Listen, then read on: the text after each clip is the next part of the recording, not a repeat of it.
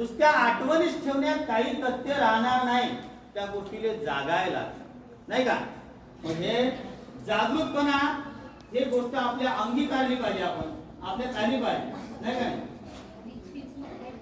तर या गोष्टी शिकण्यासाठी काही विद्यार्थी अजून आले नाही असते नाही, झोपले असतील, कोणी मोबाईल पाहत असतील.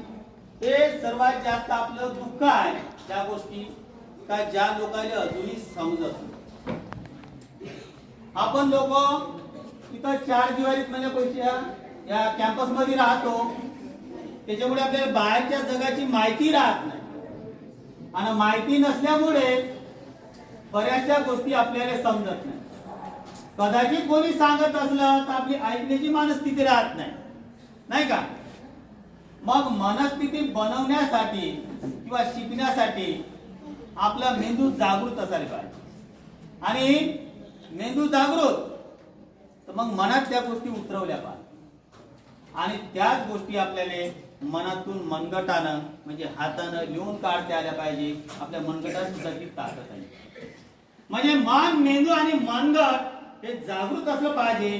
जसं निरीक्षण करते सगळ्यात महत्त्वाची गोष्ट अशी आहे, रक्षाबंधन आपलं चालू राहणार, बहीण भावाचं प्रेम काही कधी तुटणार नाही का.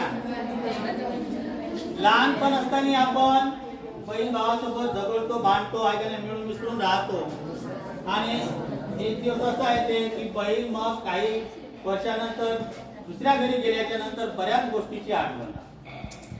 मग अशा नाही काही गोष्टी शालेय जीवनात आपण बहीण भाऊ आज राखी बांधतो हे की नाही, किंवा बहीण भाऊ मानतो, पण काही दिवसांना मग समोर गेल्याच्या नंतर त्याची आठवण राहताना भरगच्च शुभेच्छा.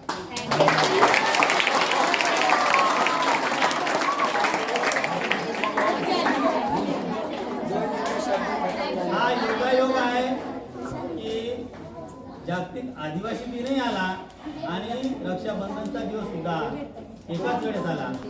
त्याच्यामुळे भावाबंधाचा प्रेम बहीण भावाचं